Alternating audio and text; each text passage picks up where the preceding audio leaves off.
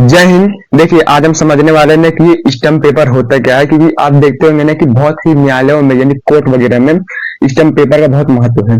तो ये stamp paper किस लिए बनाया गया है और ये किन किन दस्तावेजों से जुड़ी है कि हम लोग इस जगह पे जो कि स्टैम्प पेपर का इस्तेमाल कर सकते हैं, और ये लाया कब गया था और भारतीय अनुच्छेद में इसको कहाँ पे रखा गया है। ठीक है, देखिए हम लोग ना आज बात करेंगे ना स्टैम्प पेपर की। ठीक है, जिसको इंग्लिश में भी कहते हैं स्टैम्प पेपर ही कहते हैं। तो इन्हें सबसे पहले ना 1620 ईस्वी में मतलब लाया गया था। कब लाया गया था? 1620 ईस्वी में, लेकिन अपने भारत देश में नहीं लाया गया था।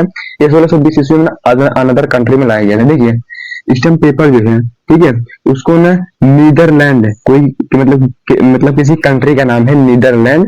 तो उसमें ना 1620 ईस्वी में लाया गया था। और ना इसका आविष्कार की अगर बात करें, यानी स्टैम्प पेपर की अगर हम लोग ना आविष्कार की बात करें, तो इसका आविष्कार ना स्पेन ने किया था। कौन किया भाई? स्पेन ने किया था 1620 ईस्वी में। नीदरलैंड के जो कि एक रहवासी थे, मतलब वहां पे मतलब रहते ही होंगे, तो नीदरलैंड ने किया था। तो सबसे पहले अगर बात करेंगे कि भैया कि ऑल टू ऑल ओवर यानी पूरे कंट्री में सबसे पहले किस कंट्री में हुआ था, तो भैया नीदरलैंड में हुआ था, और 1620 ईस्वी को इसके इस्तेमाल किया गया था। उसके बाद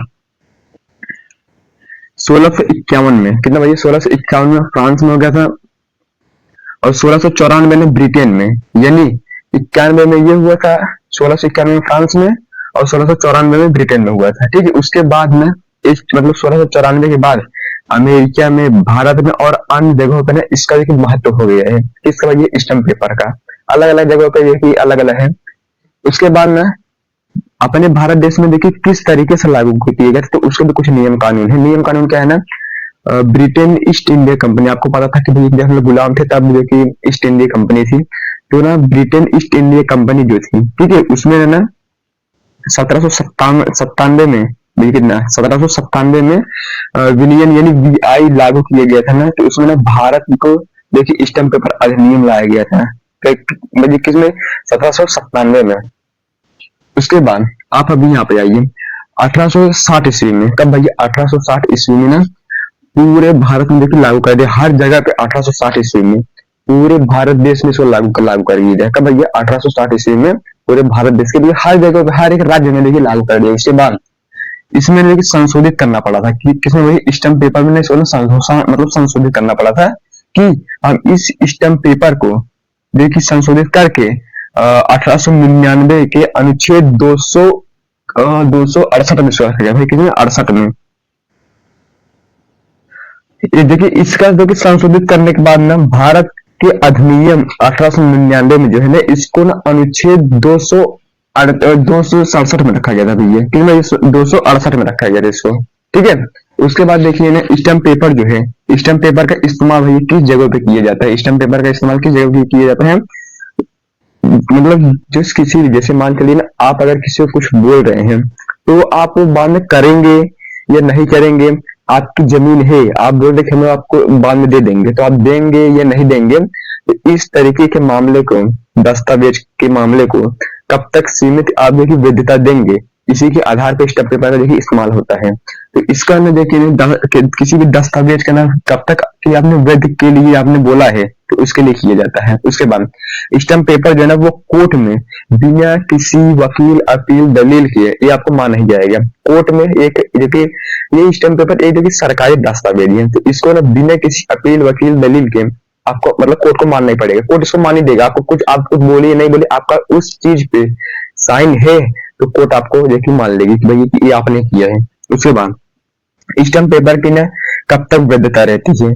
तो स्टैम्प पेपर की वैधता भैया ना 6 महीने से लेकर 6 साल तक की रहती है भैया। आपने किसी को स्टैम्प पेपर कुछ लिख के दे दिया तो वो 6 महीने से 6 साल तक रहती है। ये हर एक राज्य में अलग अलग स्टैम्प पेपर की वैधता होती है। तो आप जिस राज्य में रहते होंगे भैया उसकी अलग अलग सीमाएं होंगी। हर एक स्टैम्प पेपर की अलग अलग क्वालिफिकेशन क्वालिटी आती है। ठीक है, उसके बाद स्टैम्प पेपर में कितने प्रकार का होता है? तो भैया स्टैम्प पेपर देखिए 2 प्रकार का होता है भैया। एक होता है ना न्यायिक स्टैम्प पेपर और एक होता है गैर न्यायिक स्टैम्प पेपर। ठीक है, तो एक न्यायिक स्टैम्प पेपर क्या है और एक देखिए न्यायिक स्टैम्प पेपर क्या है, तो इसको हम आप आगे समझने वाले हैं। ठीक है, देखिए अभी मैंने आपको क्या बताया कि भैया कि स्टैम्प पेपर जो है वो 2 प्रकार का होता है। एक होता है भैया आपका न्यायिक और एक होता है भैया गैर न्यायिक होता है। तो स्टैम्प पेपर की ये जो 2 क्वालिटी है, मतलब ये जो दो प्रकार के हैं, तो एक है न्यायिक स्टैम्प पेपर और एक है गैर न्यायिक स्टैम्प पेपर। तो ये स्टैम्प पेपर आखिर ये दो बनाए क्यों गए हैं, क्योंकि देखिए अपने इस इंडियन पेनल कोड यानी आईपीसी सेक्शन में जो है कि तीन मामले आते हैं, मतलब छोटे दो मामले आते हैं।